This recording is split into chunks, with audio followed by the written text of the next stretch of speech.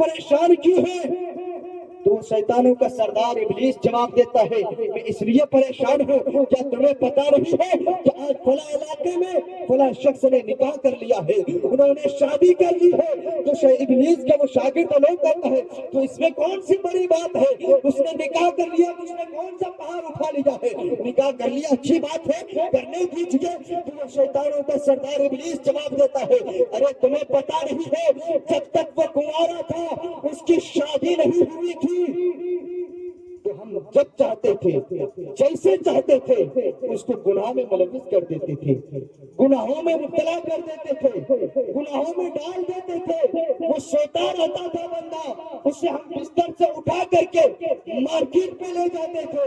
اسے مارکیٹ اور بازاروں پہ لے جاتے تھے، وہاں لے جا کر کے اس سے ہم گناہ کرواتے تھے، لیکن اب یہ بندہ نکاح کر لیا ہے، اب اس کو بہکانا، اس سے گناہ کروانا اتنا آسان نہیں ہے، کیونکہ میرے نبی کا یہ فرمان بھی ہے، ہمارے اور آپ کے پیارے رسول صلی اللہ علیہ وسلم فرماتے ہیں کہ جب بندہ نکاح کر لیتا ہے، جب بندے کی شادی ہو جاتی ہے تو اس کا جو ہے آدھا ایمان محفوظ ہو جاتا ہے۔ اب وہ آدھا ایمان کے بارے میں اللہ سے ڈرتا رہے، نکاح سے انسان کا آدھا ایمان محفوظ ہو جاتا ہے،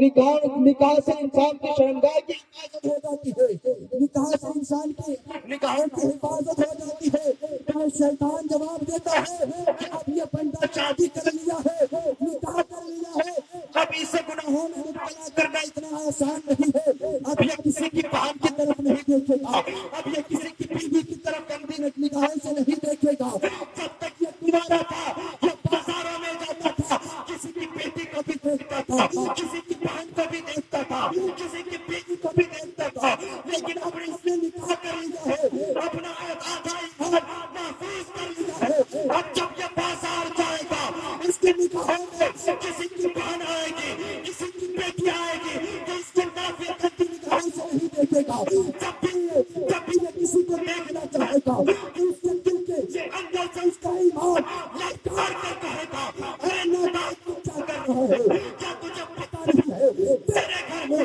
تیری بیوی انتظار کر رہی ہے، تو بازار میں کسی دوسری کی بیوی کو کیوں دیکھ رہا ہے، کسی دوسری کی بیٹی کو کیوں دیکھ رہا ہے، کسی دوسری کو بہن کو کیوں دیکھ رہا ہے، اگر تو بازار میں مارکیٹ میں کسی کی بیوی کو دیکھے گا، کسی کی بیٹی کو دیکھے گا، ہر نکاح کے بدلے میں اللہ تمہیں گناہ عطا فرمائے گا، لیکن تیری شادی ہو گئی ہے، اب تو اپنے گھر جا، تیری بیوی تیرا انتظار کر رہی ہے، تو اپنے گھر جا کر کے اپنی بیوی کو دیکھے گا، اللہ تمہیں جو ہر نکاح کے بدلے میں ثواب عطا فرمائے گا۔ ان نکاح سے جو ہے انسان کا ایمان محفوظ ہو جاتا ہے، اس کے شرمگاہ کی حفاظت ہو جاتی ہے، اس کے نگاہوں کی حفاظت ہو جاتی ہے، اور جب انسان نکاح کر لیتا ہے نا تو اللہ اسے مالدار بھی کر دیتا ہے۔